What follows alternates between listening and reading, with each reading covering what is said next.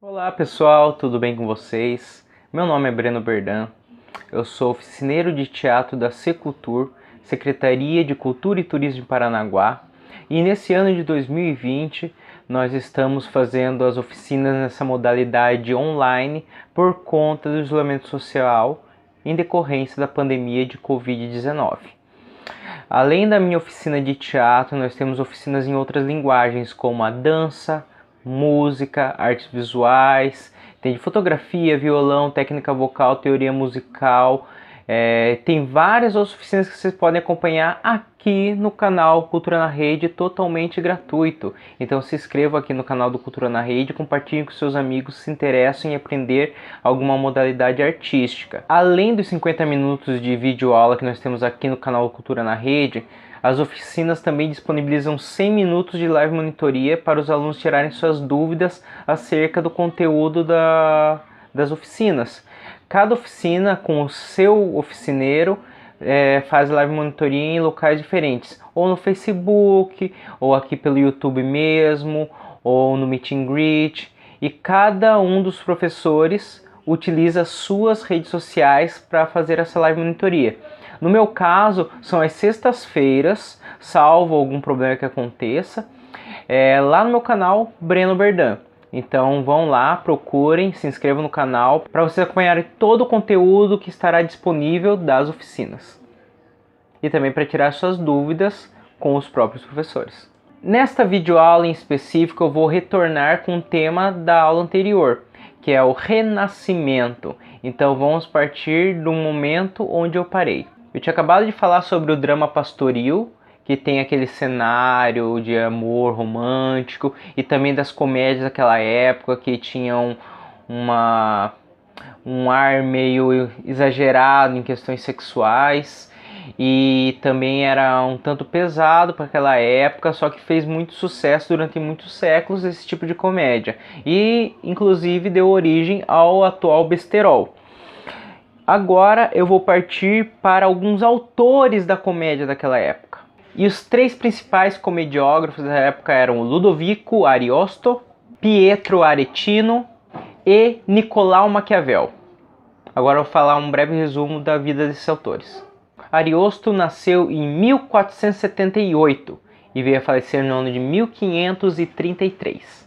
Ariosto nasceu no ano de 1474 e veio a falecer no ano de 1533. E foi um grande poeta atento aos movimentos da sua época. Não só os movimentos, mas também os costumes da população. Soube introduzir em suas obras a extravagância do Renascimento italiano, sem se falar do modelo de comédias latinas. Começou a escrever na corte de Ferrara, no ano de 1508, onde produziu a peça A Caixinha.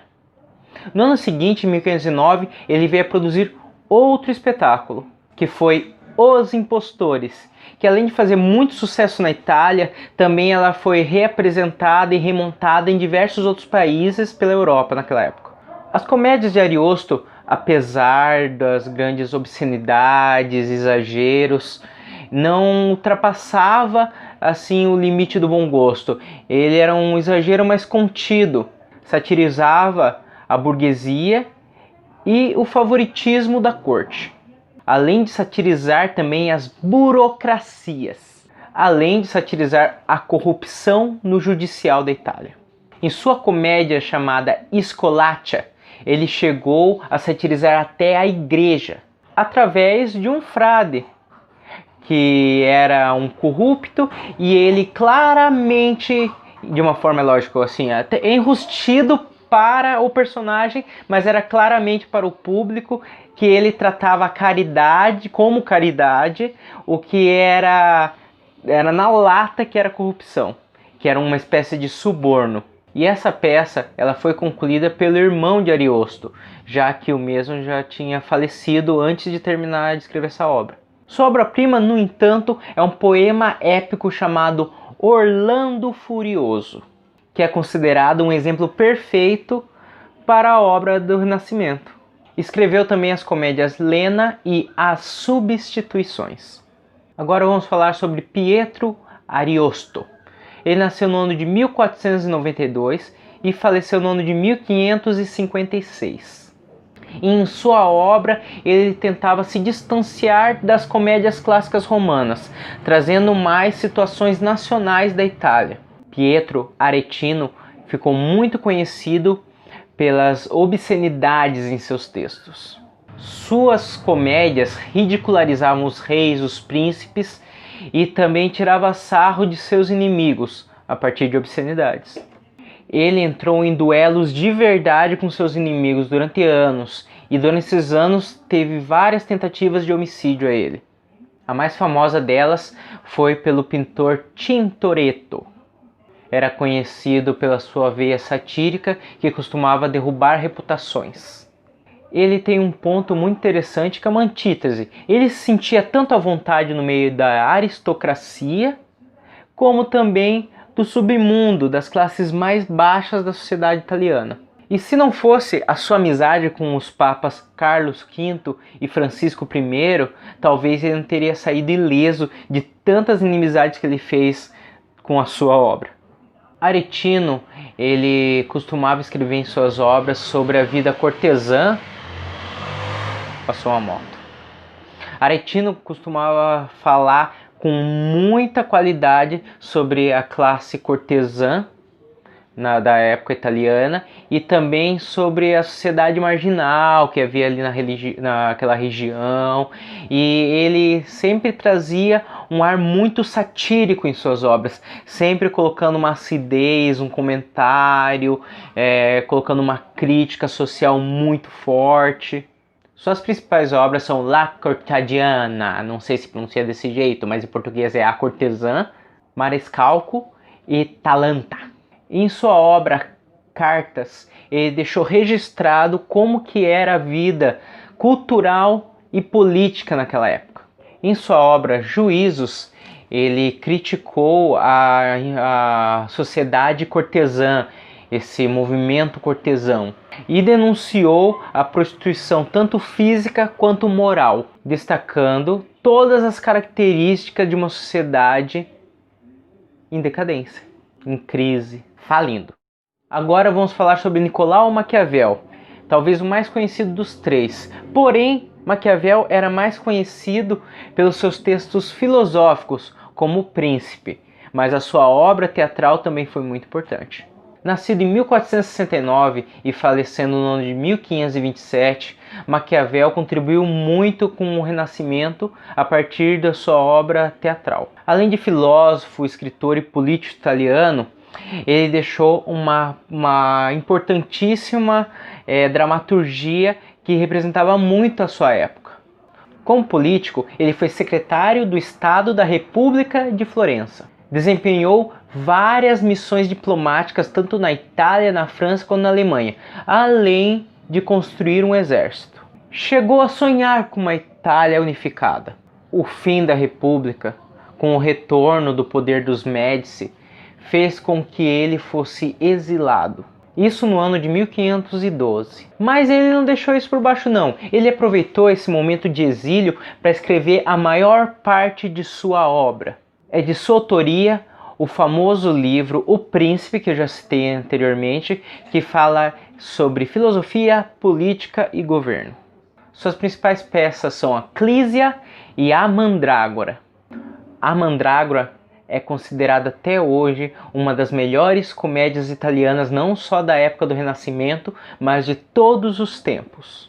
Maquiavel foi considerado um mestre da ironia, denunciando os vícios de sua época, inclusive a corrupção, e servindo como pano de fundo a burguesia. Agora vamos falar sobre o cenário e sobre os edifícios teatrais. O teatro renascentista ensaiou o seu florescimento nos palácios italianos, mais especificamente em suas salas. Pessoal, vou ter que usar minha colinha agora porque é um nome muito complexo, são muitas datas. Em 1486 foram impressos 10 livros sobre arquitetura de autoria de Marcus Vitruvius Polo, que nasceu no ano de 70 a.C. e faleceu no ano 15 a.C., ou simplesmente Vitrúvio, cuja divulgação foi fundamental para uma definição mais precisa do palco, do cenário e do próprio teatro segundo o modelo da antiguidade. E as considerações específicas sobre teatro desse autor vinham no 5º volume dos seus livros. Sebastiano Sérgio foi um dos maiores teóricos da construção teatral de sua época. Nasceu em Bolonha no ano de 1475 e veio a falecer no ano de 1555, que construiu um teatro fechado, dividido entre cena e plateia. A cena era frontal para a plateia e apresentava 2 planos. O primeiro um pouco mais abaixo, que era destinado à ação, e outro mais atrás, que era mais destinado à construção dos cenários. E esses cenários fixos eram praticamente grandes pinturas que mostravam paisagens, construções, assim como seguia as teorias de Vitrúvio. O cenário em perspectiva, sendo pintado dando uma ilusão de profundidade, foi uma criação italiana. E esses telões, além de serem armados no fundo do palco italiano, dos teatros italianos, ele também era colocado nas laterais. E uma curiosidade é que os atores eram proibidos de encenar e fazer qualquer ação próximo a esses telões. E por quê?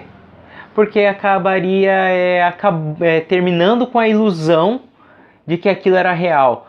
Porque o tamanho deles, em comparação com o que estava pintado, era desproporcional. Então, se ele ficasse perto de uma paisagem, ia mostrar que a paisagem não tinha profundidade. Porque ele ia poder encostar no alto de uma colina esticando o braço. Coisas assim desse gênero. Cérlio, que escreveu um livro sobre arquitetura teatral, ele aprimorou e aperfeiçoou esses planos em perspectiva. E ele dividiu em 3 tipos, ou 3 classes de cenário, como você preferir. Mas obedecendo o que tinha sido prescrito por Vitrúvio, isso anos mais cedo, assim, e seguindo, assim, que tipo de montagem que era, que tipo de texto que era, onde se passava e todas as outras coisas que a gente já tinha conversado nos vídeos anteriores. A iluminação desses teatros eram feitas por clarabóias que ficavam no teto, mais centralizados, e por janelas que ficavam nas laterais. Aí era a maneira como era feita a iluminação do palco. Mas falando especificamente sobre os cenários em perspectiva, eram assim: cenas de tragédia, tragédia, não sei como pronuncia, é italiano, mas é assim. Eram normalmente pinturas que demonstravam uma certa riqueza, templos, palácios, algumas estátuas, sempre remetendo a alguma coisa assim muito burguesa, muito rica. Já para a comédia, eram feitas pinturas de casas simples, comuns, corriqueiras e coisas assim que não eram muito expressivas. É estranho porque assim, a comédia ela não pode acontecer em um castelo. E assim, uma tragédia não pode acontecer num barraco. São coisas assim que na época faziam sentido e que hoje em dia não fazem mais. E para cenas satíricas era mais diferente ainda. Normalmente retratava a natureza, paisagens de florestas, bosques, cavernas, sempre assim mostrando uma estrada por onde seria a fuga dos atores. E normalmente não era permitido modificar o cenário, era um cenário fixo do início ao fim da peça. O Teatro Olímpico, na cidade de Vicenza, ainda está inteiro, ainda existe até os dias de hoje. É o maior exemplo de como que era uma construção teatral na época do Renascimento. Foi construído por Andrea Palladio e concluído por Vincenzo Scamozzi. Não sei se pronuncia desse jeito também. Deixa eu ver se consigo uma pronúncia melhor. Colinha Scamozzi. Pessoal, vocês perceberam, o italiano não é o meu forte. E esse teatro foi construído para ter no público até 2.000 espectadores. A sua inauguração foi no ano de 1584, onde foi representada a clássica peça Édipo Rei, de Sófocles. Eu ainda não falei sobre o teatro grego clássico, mas talvez até o final do ano eu fale. É porque eu percebo que normalmente essas aulas de história do teatro começam pelo teatro grego, falam do romano e param. Então eu preferi pegar assim outros recortes, que nem o início do teatro no Brasil, o teatro medieval, o regime absolutista, a Renascença, a comédia dell'arte. Estou preferindo seguir por esse caminho, e se tiver tempo, até o final do ano eu falo sobre o teatro grego e romano. Mais especificamente, porque eu sei que assim durante esse período que eu estou falando do Renascimento, eu falei muito sobre a influência do teatro grego e romano para o Renascimento. O teatro no Renascimento, ele costumava fazer essa separação entre a plateia e o palco. E ele valorizava muito o cenário e os efeitos cênicos, que nem essas pinturas em perspectiva que eu falei agora há pouco para vocês. O espectador renascentista, a partir desse momento, deixou de fazer parte da ação das peças. Foi o que colocou essa quarta parede nas apresentações teatrais, que é uma parede invisível, assim, que é só um artifício de linguagem teatral, que é justamente o contrário do teatro medieval, que normalmente tinha essa maior interação entre público, plateia e os atores em cena. A partir do Renascimento, foi codificado essa divisão entre o que acontece em cena e a plateia fica quietinha. A plateia passou a ser apenas observador da peça. Agora vamos falar um pouquinho sobre os atores da era renascentista. Normalmente os atores, eles eram estudantes da época de universidades, faculdades, e eram também nobres da corte, pessoas desse gênero. Dificilmente atores profissionais participavam dessas montagens nos palácios renascentistas.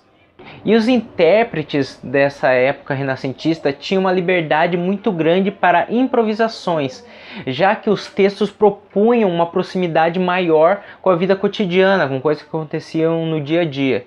Os movimentos, gestos, ações, marcações dos atores nesse tipo de palco, que era tão limitado por conta do cenário em perspectiva, passou a serem mais sutis, mais singelos, os movimentos e os gestos menores, o que ia de contrapartida a tudo que havia acontecido antes. O que fez ocorrer nesse momento uma certa mudança na expressão corporal dos atores. Os gestos, além de contidos, passaram a mostrar aos poucos também qual era a personalidade do personagem, suas características, tanto a sua idade, o seu sexo, os seus interesses e até a sua situação social. A mímica do rosto e a expressão corporal também ela cresceu muito durante essa época. E o texto era declamado pelos atores. E durante a Renascença, os atores cortesães e estudantes foram pouco a pouco sendo substituídos pelos atores profissionais. O ator profissional mais importante dessa época foi Ângelo Beolco, que nasceu no ano de 1500 e veio a falecer no ano de 1542. Ficou conhecido como o Grande Ruzzante, que era considerado o pai do profissionalismo teatral em sua época. E na Itália, ele definitivamente inaugurou uma nova época com seu trabalho. Principalmente porque, graças a ele, os atores começaram a ser reconhecidos, começaram a ficar famosos. Os nomes dos atores não eram apenas os reis, príncipes e políticos que eram conhecidos pelo nome, mas também os artistas começaram a serem reconhecidos pelos nomes. Os atores dessa época começaram a ganhar biografias, começaram a escrever biografias que imortalizaram a carreira e vida desses artistas da época do Renascimento. O ator medieval representava no meio da plateia. Já o ator renascentista apresentava acima da plateia. Ele era observado, era o centro das atenções. E essa foi a maior contribuição, talvez, ou a mais importante, a mais conhecida do teatro italiano durante o Renascimento. Agora vamos falar brevemente sobre como eram os figurinos nessa época. As indumentárias das tragédias eram ricas, assim, chamativas, luxuosas, assim como os cenários. Já as comédias eram algo mais contido, algo mais pastoral, eram elegantes, mas eram mais singelos, figurinos mais comuns, humildes e graciosos. Para causar efeito, muitas vezes eram utilizadas cores mais exageradas, cores mais fortes, para chamar mais atenção e justamente para ter esse exagero, para ficar mais definido o que era o personagem, o que ele queria, sua idade e todas essas outras características que hoje em dia é mais a própria atuação que mostra a plateia. Pode-se ver que naquela época tudo era mais mastigadinho, era tudo entregue assim. Eu sinto muito que era subestimar a inteligência da plateia. E agora sim, pessoal, finalmente eu vou falar mais aprofundadamente, nossa, quanta mente, né? Sobre a comédia dell'arte, que é um gênero de teatro que eu gosto tanto e que eu ainda não me aprofundei nos vídeos aqui da oficina de teatro da Secultur. Então vamos lá, pessoal, e não se esqueçam, se inscrevam aqui no canal do Cultura na Rede, acione o sininho para não perder as notificações das oficinas que saem aqui, se inscrevam no meu canal Brino Berdan para não perder também as notificações de quando tiver live, e conto com vocês. Desde quando começou a ter as manifestações teatrais em qualquer lugar do mundo, quando nós ficamos sabendo que tinha essas manifestações, sempre existiu a figura do ator mambembe, do ator itinerante, que ele viaja de uma cidade a outra, apresenta suas peças, os seus trabalhos, suas performances em troca de moedas, ou de notas, seja lá o que for, de alimentação, de hospedagem, até mesmo de transporte, em troca de qualquer coisa que fosse suprir as suas necessidades de vida. O único momento em que isso foi parado, em partes, é lógico, foi durante a Idade Média, que essa prática ela foi meio que proibida. Mesmo que a igreja não tenha conseguido eliminar de uma vez por todas as manifestações artísticas mambembes que vão de cidade em cidade, com as suas ações e suas proibições, quase erradicou por completo essa prática. Mas aí veio o Renascimento para salvar os artistas de rua. E a comédia dell'arte foi o verdadeiro renascimento do teatro nesse tipo de formato, que valorizava algumas situações clássicas, valorizava o gestual, a expressividade, também valorizava a improvisação. É lógico que a comédia dell'arte tem um foco mais prático e mais objetivo do que outras modalidades de teatro que tinha até então. E até hoje a comédia dell'arte ela é muito valorizada dentro do meio artístico, é lógico, e vários artistas estudam esse tipo de teatro. A comédia dell'arte teve a sua origem nos mímicos, em farsas atelanas, em personagens... em personagens característicos da época antiga, baseada também nas características dos atores ambulantes, além do carnaval medieval. E as primeiras companhias formadas de comédia dell'arte teve o seu início na segunda metade do século XVI, e em pouco tempo ganharam grande popularidade. E tinham três características básicas na comédia dell'arte. Uma que está na cara, que é a máscara. A segunda é a sua dramaturgia parcialmente improvisada, e a terceira de ser itinerante. E a comédia dell'arte está intimamente ligada ao trabalho do ator quanto profissional, ligada a uma questão de remuneração mesmo, com pagamentos, que a arte é trabalho mesmo, que merece ser valorizada, merece ser recompensada e não deve ser marginalizada. Isso durante o Renascimento. E os atores de comédia dell'arte foram os verdadeiros profissionais da representação, diferente dos seus antecessores, que eram mais pelo lado do amadorismo, assim, do hobby. Não, eles viviam de teatro, eles moravam dentro do teatro. Os atores de comédia dell'arte, eles se profissionalizavam e davam um foco das suas vidas a aquela atividade. Por isso que até hoje são considerados verdadeiros atores profissionais aqueles que trabalhavam com comédia dell'arte. Outra característica que faz com que eles sejam considerados profissionais é a organização das companhias. As companhias eram muito bem organizadas e elas tinham o seu métier de ensaios, de preparação, de apresentações, qual o objetivo, o que cada um ia fazer. Mas essa denominação comédia dell'arte ou comédia da habilidade, ela é proveniente de 2 séculos depois da criação do movimento da comédia dell'arte, durante o século XVIII, justamente o período onde ele começou a ter o seu declínio. Antes de ser conhecida como comédia dell'arte, ela era conhecida por outros nomes, como comédia all'improviso ou comédia do Zani. Esses 2 nomes eram utilizados na Itália, porque na França era conhecido como comédia italiana.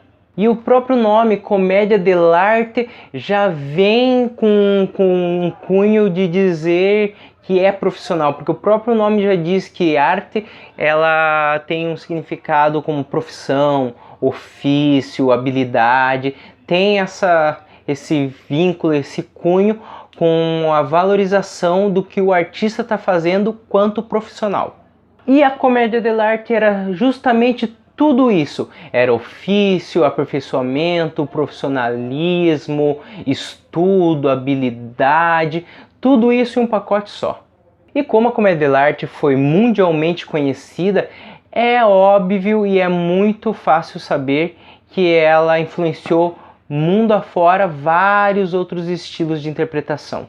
São exemplos através dos anos vários escritores, dramaturgos e artistas como Molière e Shakespeare. Da mesma forma, ela foi incorporando tudo que vinha ao seu caminho. Tudo que estivesse atravessando o caminho, ela ia incorporando também o seu ofício. Isso também decorreu acrescentando coisas que elas vinham a comunicar com o seu público. Essa diversidade de plateia pela comédia dell'arte atravessar de cidade em cidade foi muito rica, porque cada vez que se mudava de uma cidade para outra, ela ia agregando coisas para o seu enredo, para os seus personagens da região onde estava. Que nem, por exemplo, na Itália tinha os personagens fixos, que eram aqueles que representavam a sociedade daquele local. Já quando iam para outros países, foram se criando outros personagens que tinham a ver com a realidade desse país, que nem, por exemplo, o Pierrot na França, que não é um personagem clássico da primeira comédia dell'arte, mas se tornou muito famoso, mas ele tem inspiração francesa. E o Tartaglia, que é um outro servo que foi criado na Alemanha, mas criado dentro da comédia dell'arte, que já tinha sido criado na Itália. Daqui a pouco eu vou falar um pouco mais sobre os personagens tipos, destrinchando assim o que é cada um dos tipos de personagem tipo. No século XVI, a Itália ela sofreu um grande desgaste político e econômico por conta das guerras que estavam tendo na época e por terem sido pela Itália ter sido invadida pela França e pela Espanha. Por isso que todos aqueles que viviam de cultura cômica popular nessa época começaram a se organizar de outra maneira, como grupos profissionais de teatro. Justamente porque sozinhos eles não iam mais conseguir sobreviver. É aquela velha história. Uma andorinha sozinha não faz verão. Por isso que a proteção de suas companhias era muito importante para os atores e atrizes e outros profissionais que estivessem ali no meio teatral. Nessas companhias profissionais também se refugiavam estudantes vindo de famílias que acabaram falindo, ruindo, que tinham uma formação erudita e que tiveram que correr atrás de alguma profissão para poder sobreviver, sejam como tradutores dentro do teatro, como atores, ou outro ofício qualquer que fosse lhe oferecido. A primeira informação oficial sobre um grupo de comédia dell'arte da história foi em fevereiro de 1545, quando a Fraternal Companhia foi registrada em Pádua, na Itália, onde eles tinham 8 atores e eles fizeram um contrato de 1 ano para trabalhar para políticos, para família rica, alguma coisa do gênero. E com esse contrato dá para a gente perceber os objetivos do grupo, que era justamente o seu sustento e a preocupação deles com os direitos e deveres dos seus integrantes, o que hoje em dia é muito corriqueiro ter esses contratos de trabalho entre os artistas e empresas e outras companhias e editais. E isso começou com a comédia dell'arte. Então a comédia dell'arte é justamente o berço do profissionalismo no teatro. Eu acho que isso é um dos motivos por eu amar tanto a comédia dell'arte. Ela ensinou e ensina muita coisa até hoje.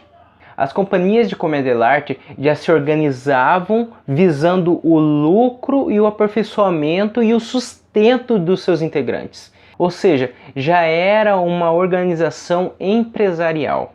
Essas trupes elas costumavam ter entre 8 e 12 integrantes, que se distribuíam entre os personagens tipos que eles mais se identificavam ou que eles tinham mais o perfil. O chefe da companhia, ele normalmente acumulava as funções de ator, representante oficial do grupo, diretor, autor dos textos. Por mais que os textos normalmente fossem criações coletivas, esse chefe do grupo era o que organizava o texto. Já as outras funções eram distribuídas entre os outros atores do grupo. Você vai ser responsável pelo figurino, você pela divulgação, você pelo cenário, você por confeccionar as máscaras e assim por diante. O meio de transporte dos grupos de comédia dell'arte eram as carroças, que além de servir como transporte, elas também serviam como palco e como dormitório.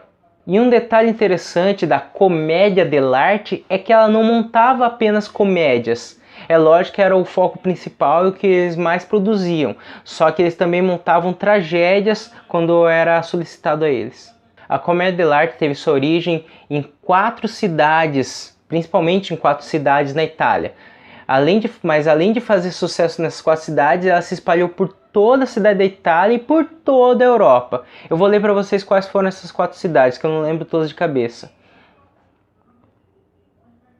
Nápoles, Mantua, Bolonha e Veneza. Essas foram as 4 cidades principais onde deu-se a origem da comédia dell'arte. E no detalhe dele ter ganho a Europa, é interessante falar que um grande local de valorização da comédia dell'arte foi na França, porque na França a comédia dell'arte pôde ocupar vários espaços de grandiosidade teatral, onde também tiveram um grande reconhecimento, tanto de público quanto de governo, de políticos, etc. Angelo Beocco era considerado como o grande precursor da comédia dell'arte, porque em suas farsas ele já tinha as características que seriam transformadoras da comédia dell'arte, como as máscaras e os personagens tipos, além dos personagens caricatos e as pantomimas. A companhia de comédia dell'arte I Gelosia talvez tenha sido a mais famosa de todos os tempos, e foi dirigida por Flamigo Scala, e tinha entre seus atores principais Francesco e Isabella, que até hoje são nomes normalmente utilizados para os próprios personagens tipos enamorados de comédia dell'arte. Francesco, Isabella, Guillermo e Gabriela, esses nomes fortes italianos normalmente são utilizados nos personagens enamorados, que mais pra frente eu vou me aprofundar mais nisso. O mais famoso talvez ainda tenha sido a Isabella, por causa que ainda dos personagens tipos foi denominado, como é que fala? Foi codificado que uma das enamoradas chamava a amorosa Isabella. Francesco também criou o personagem Capitão Spavento, que era um grande de um fanfarrão. E eles ficaram famosos também porque eles conseguiram se apresentar para o rei Henrique III no ano de 1576, no Teatro Petit Bourbon. Agora vamos falar um pouquinho sobre o roteiro de ações. As companhias, elas tinham um repertório que costumava atender aos mais diferentes gostos do público da sua época. Só que eles seguiam mais o seu repertório de gestos e ações, que era conhecido como canovatio, que era uma estrutura, esqueleto que eu falei lá na aula de dramaturgia para vocês, e que a partir desse esqueleto, que era o canovatio da comédia dell'arte, que eles iam criando o enredo e preenchendo as lacunas. Basicamente, além de ser um esqueleto, o canovatio também era um resumo da peça, falando, essa é a cena 1, os personagens que estarão presentes nessa cena são tais, as ações que eles vão ter são tais, movimentações necessárias para dar continuidade e para dar um gancho para a cena 2 são esses, e assim sucessivamente. Uma das traquinagens da comédia dell'arte que ajudava os atores a não se perderem no decorrer das cenas, assim, justamente por eles trabalharem com esse canovatio, era prender cópias do texto, do roteiro da peça, em qualquer lugar que eles pudessem observar. Seja na parte de trás do palco, que seria as coxias da época, em partes escondidas do cenário, até mesmo nas costas de figurino de alguns personagens que não ficariam de costas para a plateia, e coisas assim desse gênero, que era uma coisa que eu já vi companhias de teatro hoje deixar texto assim, escondido no meio do cenário para o ator não esquecer. Abrir o jornal assim e o ator tá lendo ali, tá lendo o roteiro da peça. Mas falando dos principais temas das peças de comédia dell'arte, eram temas como avareza e intrigas amorosas. Triângulos amorosos, amores impossíveis, amores renegados, amores não correspondidos, esse tipo de coisa. Normalmente, quando eram intrigas de amor, era basicamente assim: um casal apaixonado, enamorado, tinha que enfrentar todas as coisas que eram empecilhos para eles conseguirem ficar juntos. Normalmente tinha um problema que permeava a peça inteira, que não permitia que eles ficassem juntos, ou que quisesse separá-los. Normalmente eles tinham que enfrentar a oposição de seus pais ou da pessoa por qual ela é prometida. Por exemplo, a Isabela era prometida ao Pantaleão, só que ele é um velho e ela não queria ele, ela queria o Guilhermo. Só que eles tinham que dar um jeito de enganar eles. E normalmente quem ajudava os enamorados em toda essa confusão eram os servos, que eram os zanes. E esses criados, servos, zanes, eram cheios das artimanhas. Os autores desses textos básicos de comédia dell'arte, eles eram grandes observadores da sua realidade. Normalmente eles introduziam nos seus textos coisas do cotidiano que eles observavam na sociedade, o que faziam as pessoas se identificarem muito com os textos de comédia dell'arte. Sempre pensando numa questão de espaço-tempo, as coisas que aconteciam naquele local e naquela época.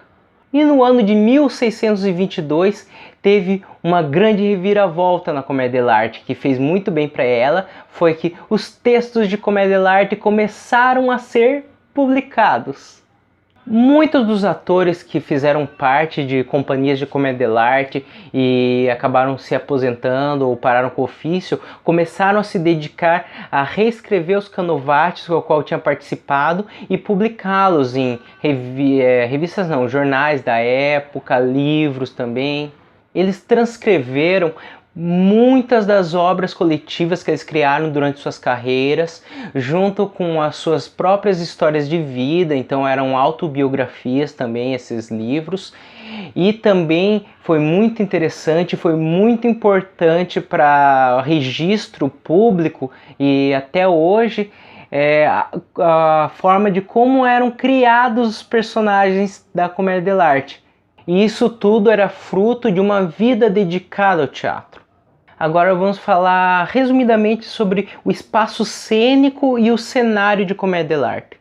As companhias de comédia dell'arte geralmente não possuíam um espaço físico de apresentação, um espaço fixo.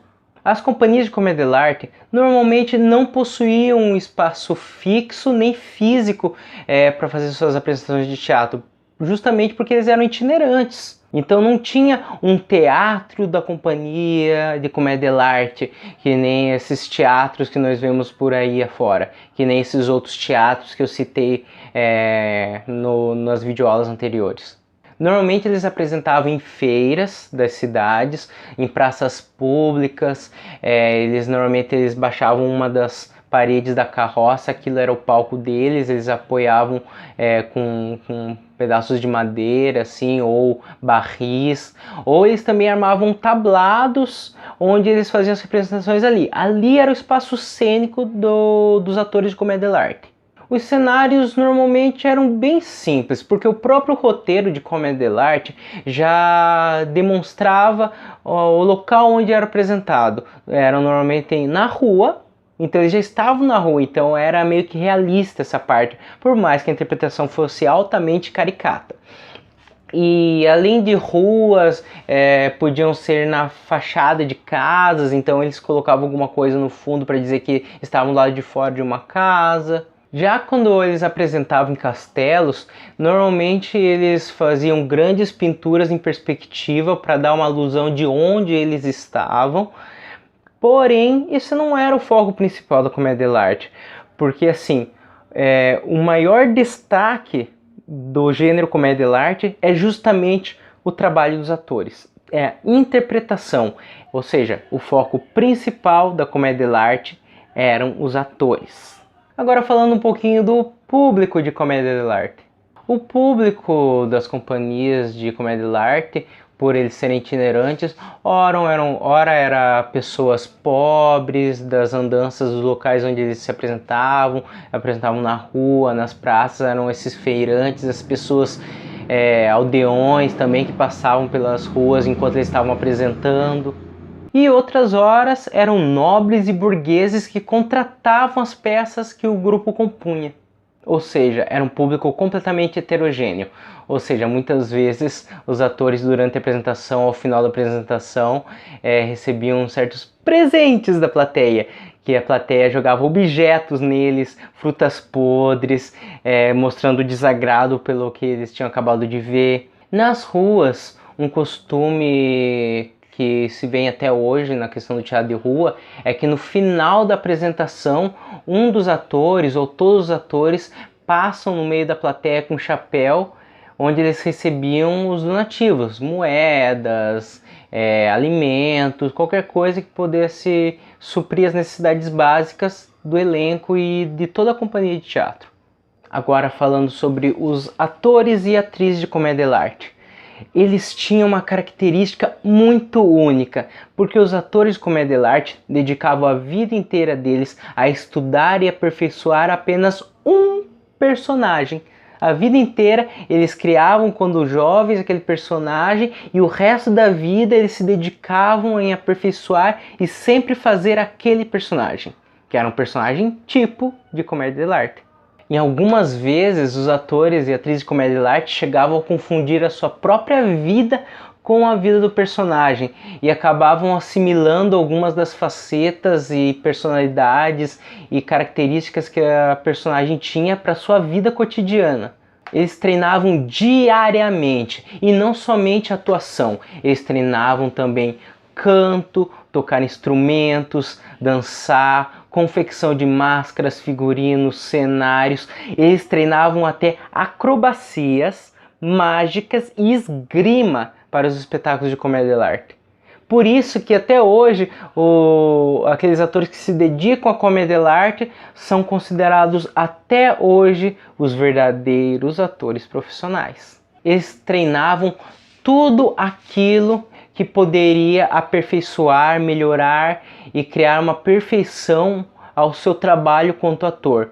Eles estudavam tudo que podia aparecer para eles, que eles achassem interessante para melhorar a sua personagem. Eles iam lá, estudavam e treinavam para trazer cada vez um conteúdo de melhor qualidade para a plateia. Eles cuidavam muito da voz, por causa da parte de canto. Eles também treinavam muito a mímica, acrobacias, toda a arte de circo, expressão corporal, alongamento, flexibilidade, para entregar um trabalho de muita qualidade. Já as falas, eles não obedeciam um texto fixo, se tornava fixo a partir de muito ensaio em cima de um improviso. Eles iam repetindo, repetindo, repetindo, até aquilo se tornar um texto fixo, que a princípio era improviso e no final, quando fosse apresentar, já seria um texto decorado. Normalmente os diálogos de comédia dell'arte, eles eram contínuos, eles não tinham pausa, eles não paravam em momento nenhum. Então os atores tinham que ter um feeling, um pensamento muito rápido para escolher as palavras certas para tirar comicidade e fazer o público rir. Cada ator, com as suas habilidades específicas, era destinado a um personagem tipo, o que era passar de geração em geração. Então tinha muito aquilo: o pai foi um doutor e o filho será um doutor, e o neto um doutor e bisneto doutor, e assim sucessivamente. E era imprescindível o ator, principalmente aqueles mais cômicos, que conhecesse exatamente o dialeto ao qual pertencia o seu personagem. Haviam solos improvisados muito famosos, conhecidos como laze, que era, na verdade, uma grande encheção de linguiça, digamos assim. Na verdade, servia para ligar um ato ao outro ou preencher os espaços vazios no enredo da peça. Hoje poderia ser, talvez, entre um ato e outro ato de uma apresentação de stand-up de alguém famoso. Alguém que está começando a fazer stand-up fazia lá pílulas de 5, 10 minutos para preencher esse espaço de descanso do comediante famoso. E os atores responsáveis por esses lazos eram normalmente aqueles que interpretavam os servos, os zanes, onde eles demonstravam toda a sua virtuosidade com acrobacias, mágicas, todo tipo de efeitos que pudesse chamar atenção para a cena. Todo ator de comédia dell'arte tinha o seu zibaldone. O que é um zibaldone? Zibaldone é praticamente um caderno onde o ator fazia suas anotações de criação de personagem.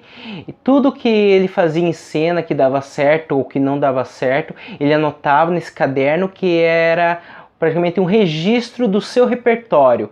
Durante a vida inteira ele ia anotando, ia criando e assim ia desenvolvendo o seu personagem cada vez mais. Os papéis cômicos, que exigiam maior necessidade de uma comunicação com a plateia ou uma maior expressão corporal, normalmente eram feitos pelos atores que tinham uma formação cultural popular cômica. É importante ressaltar que as peças de comédia dell'arte, elas, em questão do seu texto, não eram totalmente improvisadas. Por isso que eu estou fixando bastante aqui para vocês e repetindo. Os textos de comédia dell'arte não eram sempre e em sua totalidade improvisados. Havia um texto que era estudado e ensaiado a exaustão. O chamado improviso, na verdade, era fruto de grande treinamento diário e de anos e anos. Os atores que entravam nos grupos de comédia dell'arte, eles traziam para dentro do grupo todas as suas experiências que pudessem contribuir com o enredo ou com a montagem que eles fossem participar. Todo o seu conhecimento, experiências, habilidades eram adaptadas para essas montagens que eles fossem participar. E talvez uma das maiores contribuições e modificações que a comédia dell'arte fez na história do teatro mundial foi a presença de atrizes mulheres, que a comédia dell'arte permitia mulheres atuarem, o que tanto a igreja proibia, tanto os governos proibiram, a comédia dell'arte permitia. Agora vamos falar um pouquinho sobre as máscaras de comédia dell'arte, pessoal. As máscaras de comédia dell'arte normalmente representavam alguma figura conhecida da cidade onde eles apresentavam. É lógico que é adaptado para alguns dos personagens tipos da comédia dell'arte. Eles usavam um pantaleão para representar algum político corrupto da cidade, um doutor para representar algum médico charlatão, coisas desse gênero. O uso da máscara é uma característica intrínseca da comédia dell'arte. Toda peça de comédia dell'arte possui máscaras. Mas é bom citar aqui para vocês que as máscaras de comédia dell'arte não tem nada a ver com as máscaras gregas. As máscaras gregas eram feitas de pedra, de concreto, eram mais pesadas, era outro tipo de máscara. As máscaras de comédia dell'arte eram mais leves, eram feitas de outra maneira. Um detalhe interessante das máscaras de comédia dell'arte é que elas eram meia máscara. Elas ocupavam só essa parte da boca para cima, deixando a mandíbula livre para poder falar e aparecer para o público. Diferente das máscaras gregas, que eram de rosto inteiro e cada máscara representava um sentimento diferente. As máscaras de comédia dell'arte não representavam raiva, medo, amor, felicidade. Não, as máscaras de comédia dell'arte, elas eram mais simples, sem essa expressão muito fixada. Elas, na verdade, era a interpretação e a fala do ator que dizia qual era o sentimento dele naquele momento. E elas eram usadas normalmente para definir qual era o personagem. E também para respeitar a tradição de comédia dell'arte. Aí o público ia assistir e na hora já reconhecia quem era o Pantaleão. O Pantaleão, ele tem a cara mais enrugada, o nariz apontando para baixo. Aí o Arlequim, ele tem uma grande verruga na testa. Esses detalhes que faziam os personagens serem tão reconhecidos. E os traços da máscara se repetiam em todas as máscaras, assim. Todas as máscaras de Pantaleão têm uma certa característica, todas as máscaras de Capitão têm as suas características, todas as máscaras de Arlequim têm as suas características e assim sucessivamente. E um outro detalhe interessante é que nem todos os personagens de comédia dell'arte utilizavam máscaras. Os enamorados não utilizavam máscaras. E nem as atrizes utilizavam máscaras, mesmo quando elas interpretavam as servas que eram as Anis. Normalmente elas utilizavam maquiagem para definir que eram os Anis. Já os enamorados, eles não possuíam máscaras por um detalhe assim que eles representavam um sentimento mais humano, que era o amor. E segundo eles, o amor ele não é mascarado. Os personagens tipos de comédia dell'arte eram divididos em 3 grupos. O primeiro eram dos patrões ou pais, que eram também conhecidos como vecchis na Itália. Outro tipo de personagem tipo eram os namorados, que eram o casal apaixonado, que tinha as intrigas de amor, a dificuldade para ficar junto. Um detalhe também dos namorados que normalmente eles eram personagens mais sérios. E agora o terceiro e último grupo, mas não menos importante, que eram os servos ou os Anis. Os servos e os Anis, eles também se dividiam em 2 outras subcategorias. A primeira eram dos espertos, espirituosos, até gananciosos, e o segundo grupo eram dos ingênuos e patéticos, estúpidos, atrapalhados. Os enamorados normalmente eram representados por atores mais jovens que tinham acabado de entrar no grupo, que normalmente eles tinham uma educação mais erudita, tinham já uma seriedade na sua própria personalidade e corriqueiramente eles também eram os escritores de alguns desses canovaccios. A diversidade de dialetos na Itália do século XVI também foi um dos motivos que mais caracterizou esse estilo de teatro que foi a comédia dell'arte. E configurou essa característica dos personagens tipos, porque eram tantos dialetos que cada personagem tipo ele tinha um sotaque diferente, vinha de uma região diferente, tinha um dialeto diferente. Ou seja, cada um deles, pela sua cidade, onde veio, suas características, o seu dialeto era representado de uma maneira diferente. Eles já demonstravam a partir da sua interpretação também a sua classe social, qual era a posição que ele ocupava. Veneza, que era a cidade mais desenvolvida quando se fala em questão de comércio na Itália do século XVI, normalmente o dialeto deles era representado para os personagens que eram comerciantes. Em Bolonha ficavam as mais antigas universidades da Itália, portanto, a Bolonha representava os personagens dos doutores. A cidade de Bérgamo era conhecida por ser uma cidade muito isolada e muito pobre na Itália do século XVI. Portanto, normalmente os personagens servos eram representados como bérgamos. Os atores deviam dominar perfeitamente o dialeto dos seus personagens para trazer uma expressividade maior para o público. Além disso, eles tinham que trazer para o seu personagem também os provérbios da região, gírias, os sotaques e toda quanto característica que aquela região tinha para caracterizar o seu personagem e o público reconhecer ele melhor. E agora, pessoal, vou deixar para a próxima aula falar especificamente sobre cada um dos personagens tipo de comédia light para vocês conhecerem. Então fiquem ligados aqui no canal do Cultura na Rede para não perder nada do nosso conteúdo. Se inscrevam aqui no canal, acione o sininho para não perder as notificações. Se inscreva e acione o sininho também no meu canal, Breno Berdan, onde eu tiro as dúvidas de vocês sobre o conteúdo da semana. Lembrando que toda semana vamos ter 50 minutos de videoaula aqui no canal do Cultura na Rede e mais 100 minutos de live monitoria lá no meu canal Breno Berdan, onde vocês podem tirar as dúvidas comigo sobre o conteúdo da semana e das semanas anteriores. Aqui no canal Cultura na Rede, além das minhas oficinas, vocês têm disponível gratuitamente oficinas de outras linguagens artísticas, como por exemplo fotografia, grafite, violão, violino, piano, dança contemporânea, dança de rua. Então explorem aqui no canal, o canal do Cultura na Rede, nas playlists, que vocês vão ter um conteúdo muito rico e muito bacana. Pessoal, muito obrigado por ficarem até aqui e até a próxima semana, ou até a live monitoria. Abraços!